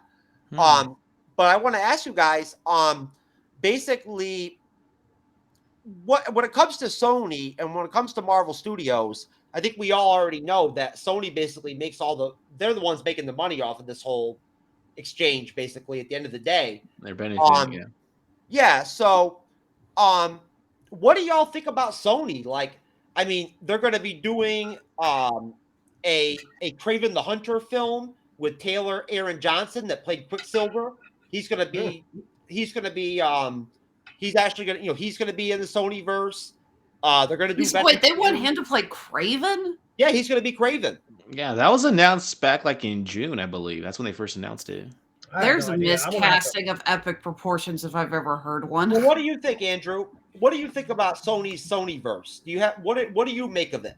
I do remember this because I remember being so confused because I actually wrote an article about it when they first announced that, and I was like, wait, like this really skinny guy, they want him to be Kraven? Like what? Like, okay, interesting. Maybe they see something I don't see, but it's a real, like Alexis said, that's a really bizarre casting choice. If they can pull it off, more power to them. I don't know how. I don't know what the angle would be. Has Kraven ever been like part of like a bigger group? I actually don't know. Has he? Yeah, he was a part of one version of the Sinister Six, I believe. So that was the first thing I thought of too. Was like it's somehow tied to the Sinister Six. Yeah, I know he's palled around with his rogues gallery, but I can't think of I've heard from other people too who just like people who have like YouTube channels also or like have their whole like digital persona around the Marvel stuff that they're trying to craft some kind of Sinister Six like with Morbius and like it's distinct from the the No Way Home Sinister Six, like a different set of Sony specific Sinister Six kind of thing. I don't know if they're maybe they're just continuing trying to build up their own universe with Venom and all that and Morbius and the connection with Vulture and all that stuff. Like they could be trying to make something that's going to be like kind of how Venom can stand on his own. I wonder if they're trying to make like a Sinister Six team up movie that can stand on its own without maybe Spider-Man. Who knows? They have the rights. Disney just needs to buy Sony already and get it over with. Well, Alexis, that Sony has the rights to like something crazy like 280 or 300 and something different characters from the Marvel comics. Not only that, Sony owns Ghostbusters. Can you imagine what would happen if Disney owned Ghostbusters? Oh boy, is that a good thing or a bad thing? I don't know. Lots of I think marketing. it could be. I think it could be potentially a very good thing. Oh, okay. I also think it means we'd get some more animated Ghostbuster series on Disney Plus, and I have no problem That's with not that. a bad thing. I don't care who has anything to do with Ghostbusters. If it has to do with that Ghostbusters chick with all the ladies in it and whatnot a couple of years ago, that shit was a fucking bomb. Was it that bad? I never saw it, actually. You'd have to pay me to watch that shit. It wasn't that good. It had some clever parts of it, and I could see why younger kids thought it was kind of cool. But all in all, no, it just wasn't that good. If not to mention, a lot of the jokes felt very forced. There was a lot of comments. It was like there were some really funny jokes in there, and I'll swear to God, Chris Hemsworth is hilarious when he does comedy because he was great in it. He was really funny. Yeah, I enjoyed his part in there.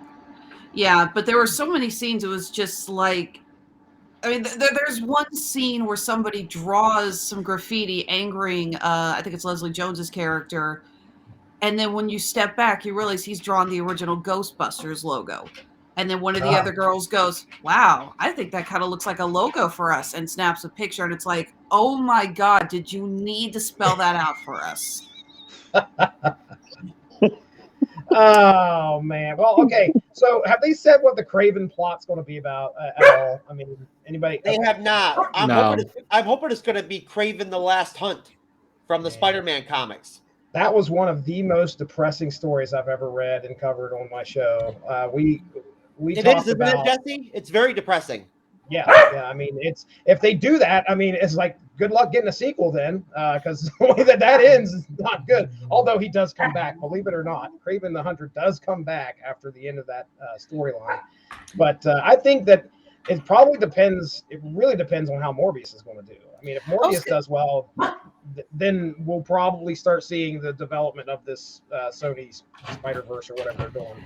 They're going to turn him into a hero. That's what they've been doing. They turned Venom into a hero. They're turning Morbius into a hero. They're going to find a way to turn Kraven into a hero. They want Kraven is. I don't understand why Kraven though. I mean, like he's got to be. He's always felt like a villain to me. I can't say that I've ever read anything. He's going to be a villain. I think he's going to be a villain. And Jeff, you tell me. I feel like they're already starting to kind of make it look like they're going to end up doing Venom as like a team up with Spider-Man. Yeah. Yeah. I don't know. I mean, I've yet to see the second Venom movie. I really need to get out and see that movie, but I don't know. I don't know. You're talking about I feel. Oh man. You there, Jeff? I don't hear him. I don't know. Oh, geez. The ghost got him.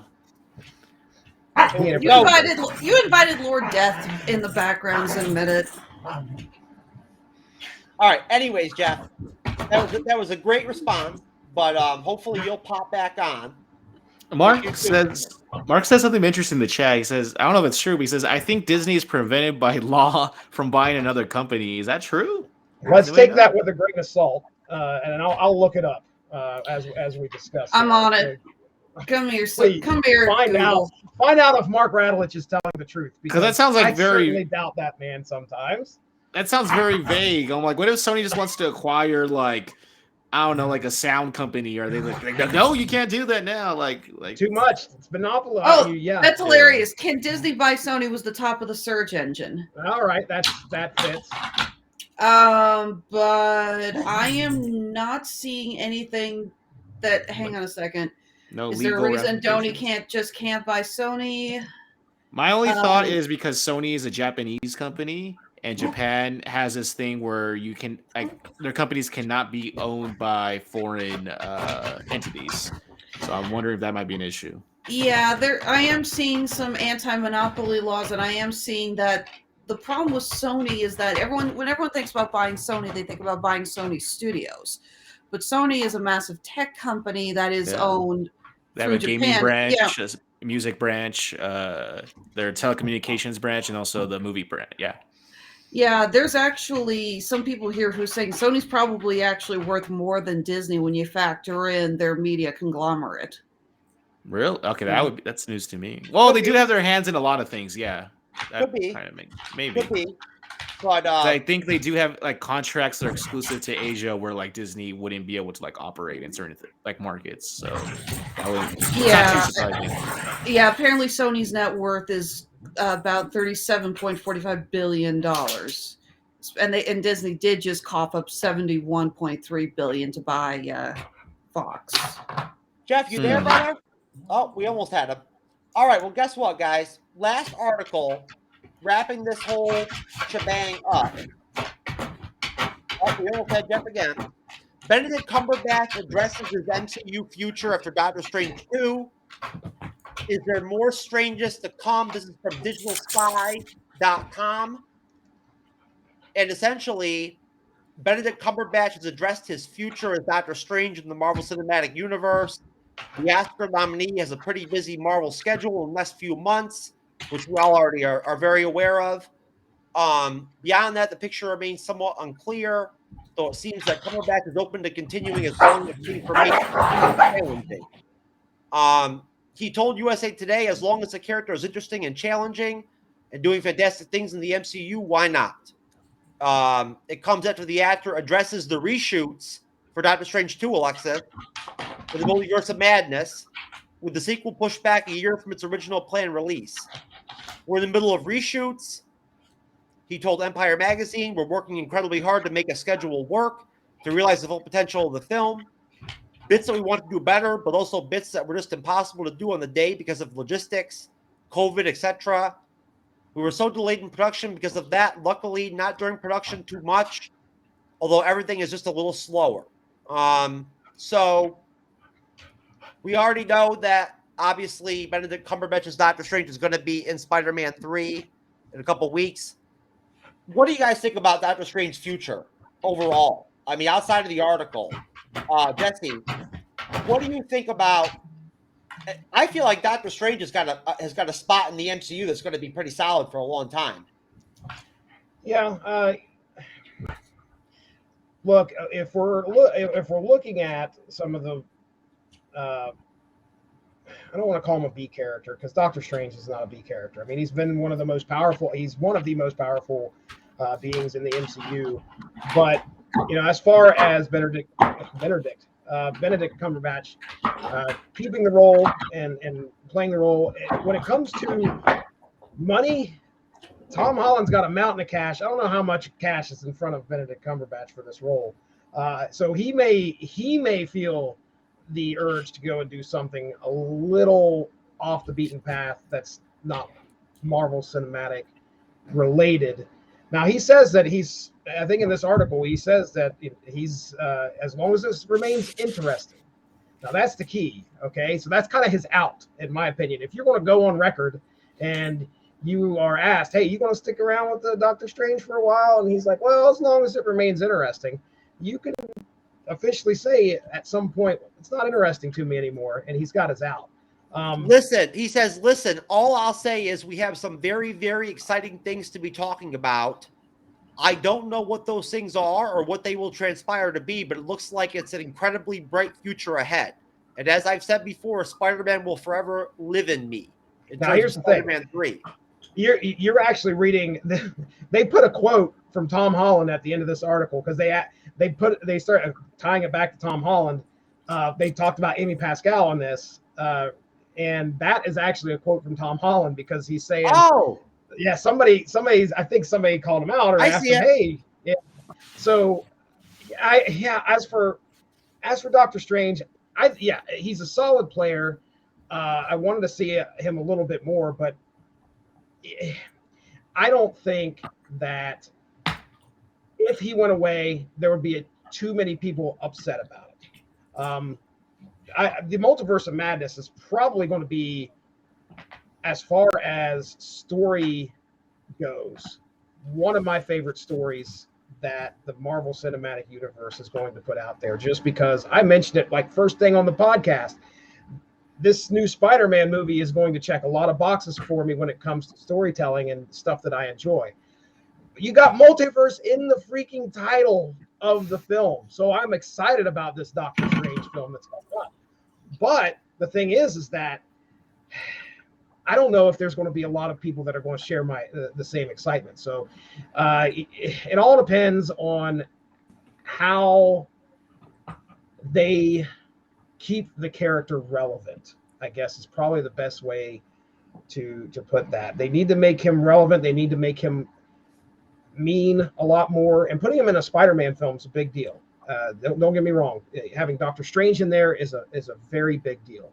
So, go ahead. Well, Jesse, no, I mean that's a great comment. But Alexis, don't you think it's pretty clear that there definitely is a future that's very bright for Doctor Strange in the MCU? Because you know and I know that we're going to get that supernatural aspect of the MCU coming eventually with Blade, Moon Knight, the Dark Knight, the Black Knight, Ghost Rider, Morbius. We're going to have that supernatural Werewolf by Night. We're going to get that part of the MCU of Marvel Comics eventually at some point in live action, right? Probably. Not to mention the fact that, everyone keeps comparing them to Spider-Man. As far as the movies and everything, Cumberbatch has not been in nearly as many movies as Tom Holland has. No. Benedict Cumberbatch, we had the first Doctor Strange. He had a very brief role in Thor Ragnarok, and he was in the two Infinity War and Endgame. So I think that there's more room for him to do more movies just because, like I said, he hasn't been in a ton of them yet. And there's also the fact that, again, Thor Ragnarok and in Endgame, he wasn't in those movies that much. He had very small parts. Everything was standing. So I can't really say, about how much we're going to see out of him when we haven't even gotten his second movie officially out yet. So. Okay. I think we lost Andrew for a minute. Jeff, are you there? Yeah, I'm here. Okay, great. Jeff, what are your thoughts? I don't know what happened. What do you think about? We were making Doctor fun of you Strange? behind your back while you were gone. That's all right. What do you think about Doctor Strange's MCU future? You think Benedict Cumberbatch is going to be in the MCU for a long time? Oh yeah.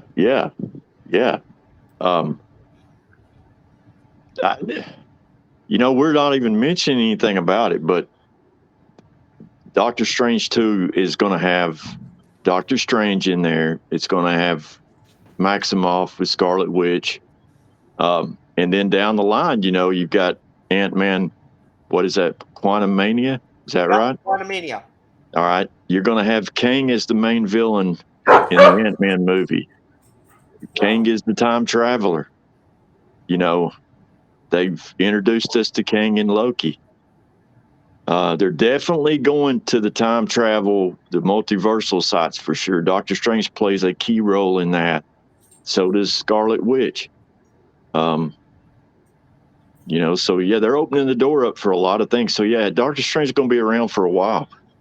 In Endgame, he only had one line, I think, and that was when he looked at Wong and was like, "Is this everybody?" I think that's all he said. I don't even think he was in any other part of Endgame, was he? He talked to Tony too. Did he? Yeah. Okay. Yeah. That's right. But that was just like a split. That was long enough for Tony to say, "Tell me you were right," and he's like, they had that one little sentence or two. Oh but yeah, he didn't do a whole lot in Endgame. So there's a lot of room there, Jeff, for him to. Yeah, the only movie he's had, the only big movie was the first Doctor Strange movie. The rest of these have been cameos. So he's going to be around for a while, especially introducing Kang and all these other villains that are coming up. Well, I don't know how connected he'll be to Kang, but Andrew, going over to you, I feel like, without question, I don't know Benedict Cumberbatch's personal situation. I don't know what he wants to do, in his career, acting wise and whatnot. But just like with with Tom Holland with Spider-Man, you got to figure he's going to get paid good money for these films that he's making for the MCU. And honestly, Andrew, the pulse that I get from people is that a lot of damn people, Jesse, are really excited for this movie. A lot of people are. What do you think, Andrew? You're talking about Multiverse of Madness, right? Yeah. Yeah. Look, I was gonna say it looks good, but I haven't seen anything of it. There was, I don't know if it's true or not. There was like a leak supposedly from one of the toys that's tied with the movie. That isn't like the villain supposed to be Shumagorath. Has anybody else heard about that? Shumagorath. Yeah, the toy leaked. There By you go. the That's way- what it is. A toy leak.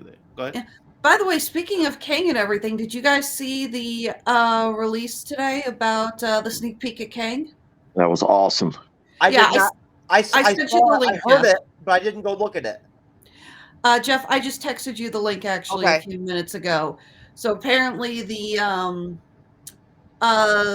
crew that's filming Quantumania, they have a special picture on their t-shirts of the shattered Ant-Man helmet, and you can barely see Kang reflected in the helmet. And I'm just gonna say right now, I know it's a photo of a screen print of a reflection off of an uneven surface.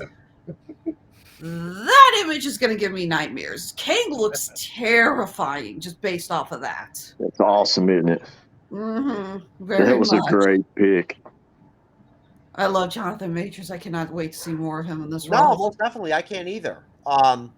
And Andrew, what do you? I mean, you tell me what's the vibe you've gotten from people that you've talked to as far as the excitement for Doctor Strange 2: Multiverse of Madness?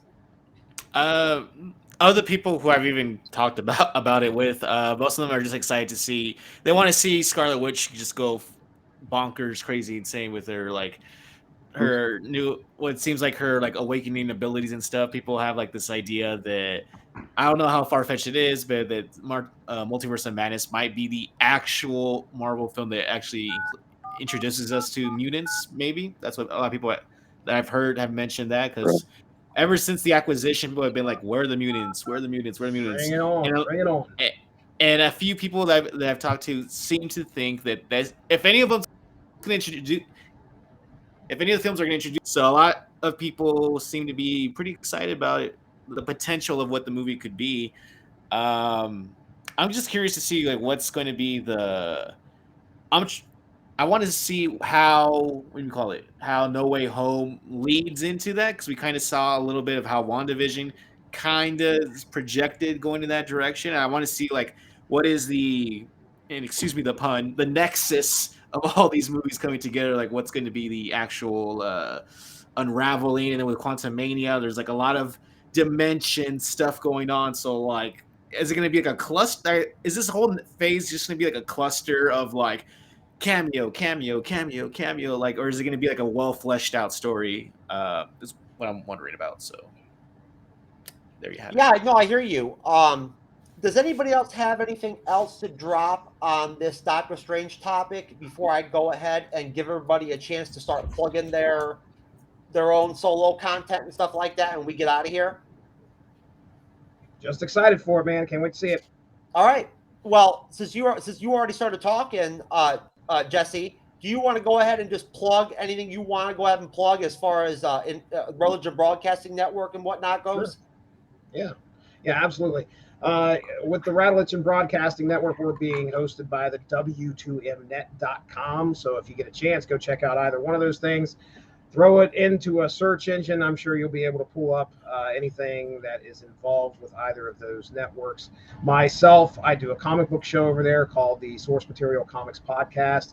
Coming up very close to episode 300. I don't know how I'm going to celebrate that, but I've been doing that podcast since 2014. And upcoming very shortly, I think it's next week, Mark has the schedule in front of him, I'm sure. He isn't even in the comments now, but he's probably got the schedule in front of him.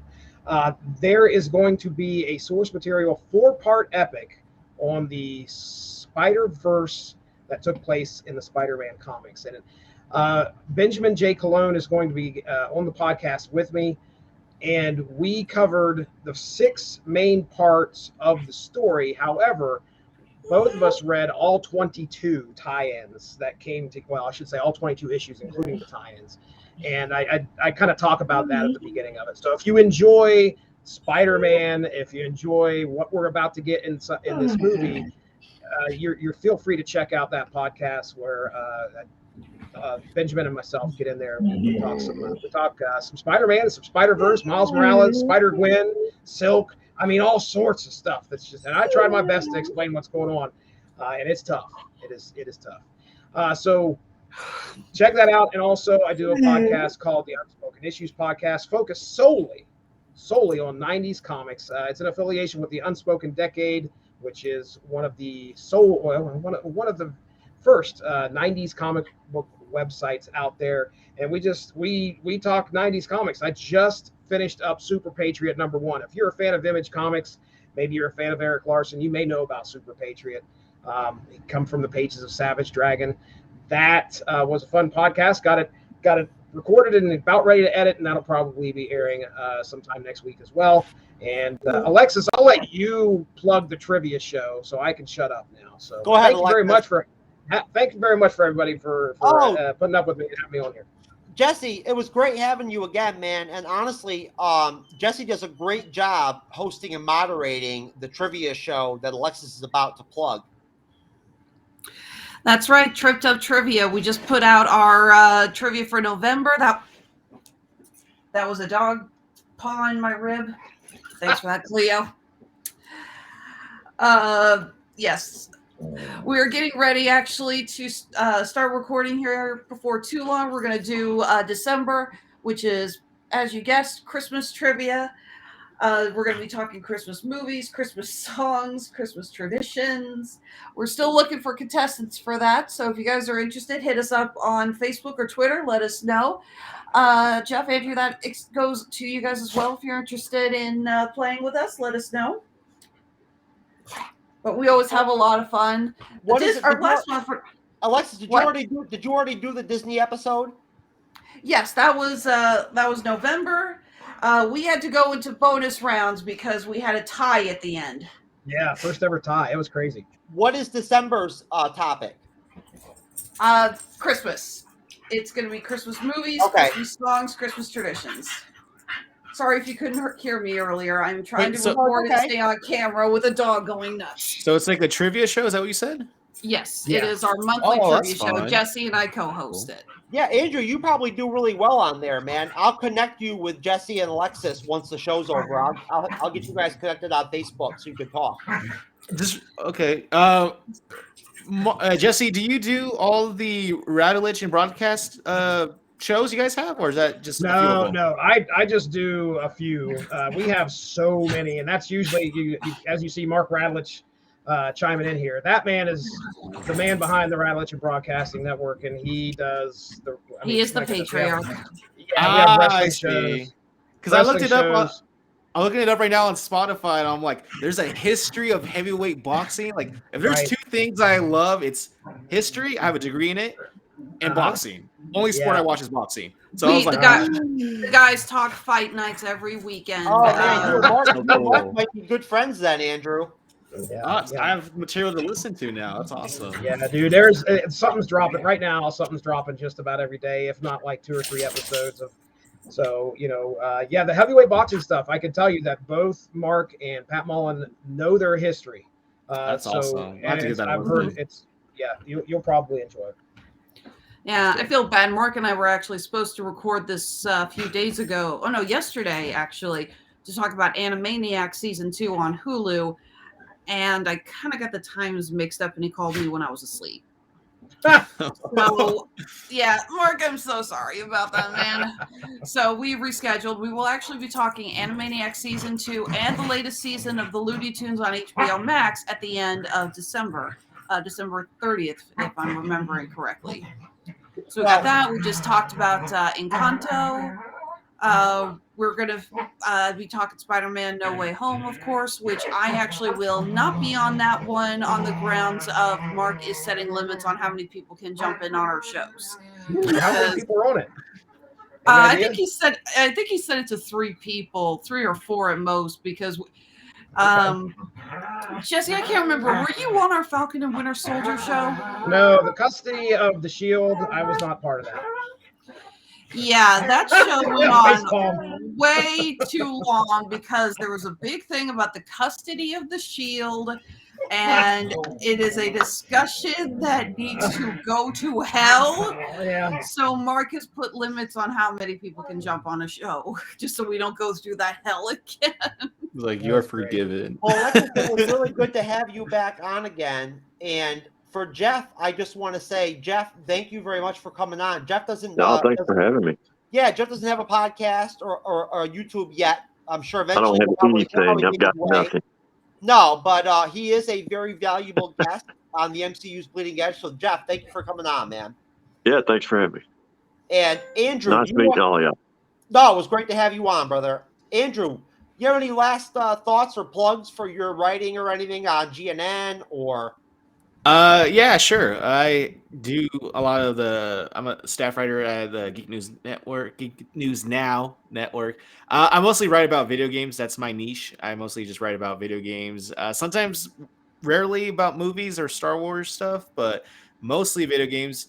I actually, besides the Resident Evil review I just put out, I have a couple other stuff I want to write this weekend to scatter throughout the rest of the week about the best games I played this year, games to look forward to next year, and a couple of stuff like that. I also have a podcast that I do with my best friend called DuoSense Podcast, DuoSense,